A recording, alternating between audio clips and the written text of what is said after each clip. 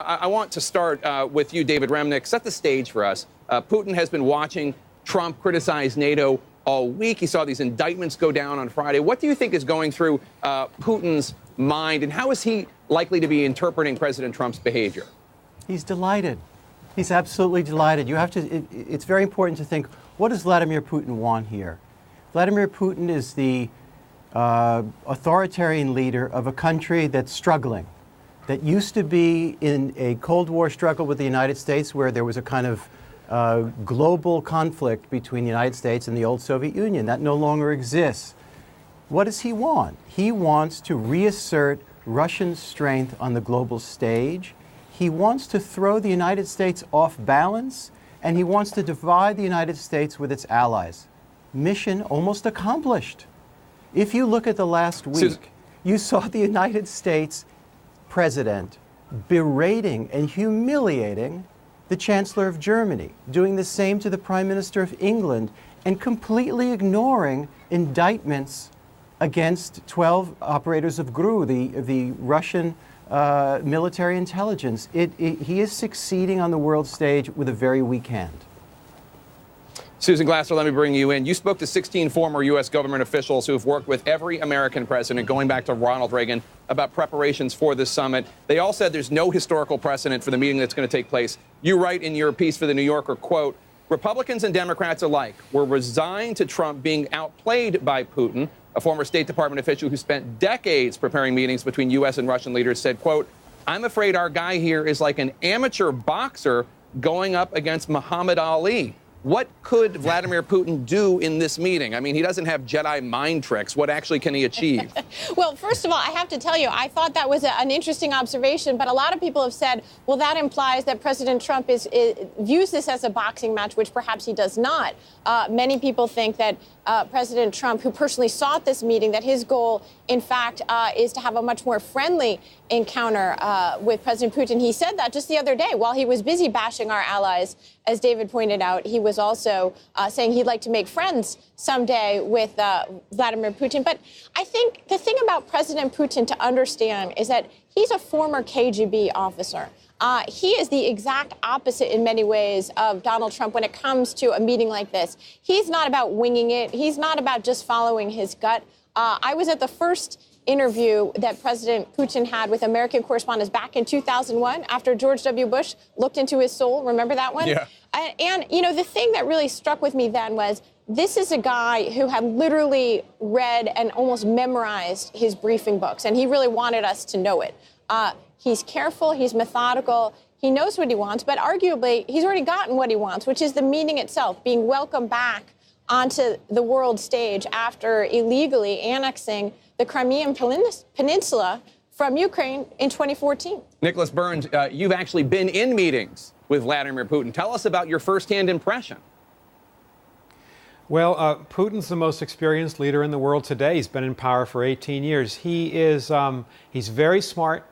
He's very well organized. It's obvious that he prepares for these meetings. He tends to be able to go down layers deep on these issues. He's not at all superficial. And he can be very aggressive. One way to look at the big issue for tomorrow, Jake, is that Putin fired the opening salvo in a new cyber war against the United States 2 years ago. And there has not been a response by President Trump. There's been no acknowledgement of it, no pushback by the president, no warning to Putin. And I think that's the big question for tomorrow. Can the president finally respond? Putin's going to be prepared. David Remnick, let me ask you, how do you explain this fact? How do you explain the fact that President Trump has never criticized Vladimir Putin in any real meaningful way, the same way that he's, for instance, gone after the cast of Hamilton or attacked me or Chuck Todd? How do you explain the fact that he has yet to acknowledge Russian election interference firsthand or even say anything about the indictments and in terms of condemning Russia? Well, he must see you, Jake, as a much greater threat to global stability than Vladimir Putin. It's inexplicable.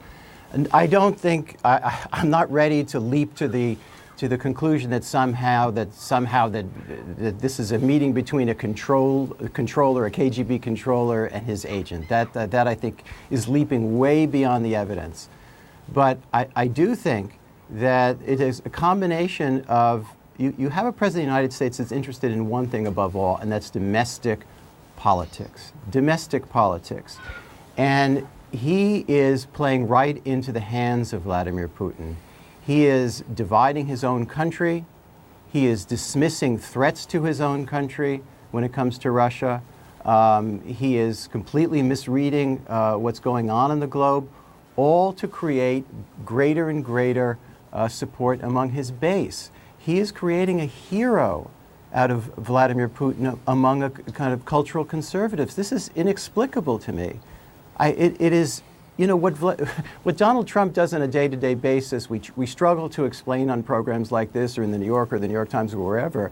But there are some days where you have to throw up your hands and say, what the hell is going on? And that's what leads to, I think, part of the deep suspicion against him. It is sometimes beyond explanation. But the effects Susan Glasser, the effects on our foreign policy are deeply, deeply destructive.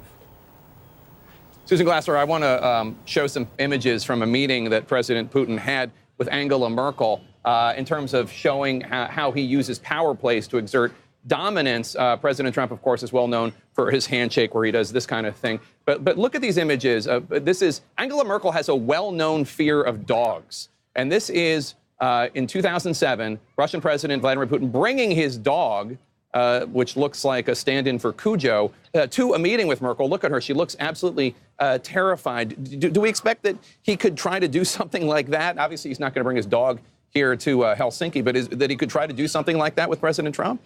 Well, you know, look, I think that both Putin and Trump have gone out of their way to suggest that what they want is not pictures of each other cowering in fear, but quite the opposite, that this is a summit that was arranged by both of them with the goal of making nice. Remember that it was Donald Trump who actually invited President Putin to have this meeting back at the famous do not congratulate phone call in March, when he actually did congratulate President Putin for his re-election victory. And actually, re-election victory, right. In quotes. And yeah. So what's really interesting is that Vladimir Putin then spent months personally encouraging Trump to actually go ahead and schedule the meeting. They have taken the position that it's Donald Trump versus his own advisors versus the American establishment. I guess that would be people like you and me, as well as many senators in Donald Trump's own party who are very suspicious of President Putin. They have been the party of Cold War hawks up until now. And so it's almost this political reversal that you have going on. And so Putin, he doesn't want to scare Donald Trump with a dog, but I think he's going to be very well prepared to get inside Donald Trump's well-known love of flattery, pomp and circumstance. Trump is willing to praise those who praise him. And there's no question in my mind that Vladimir Putin is well aware of that headed into this meeting.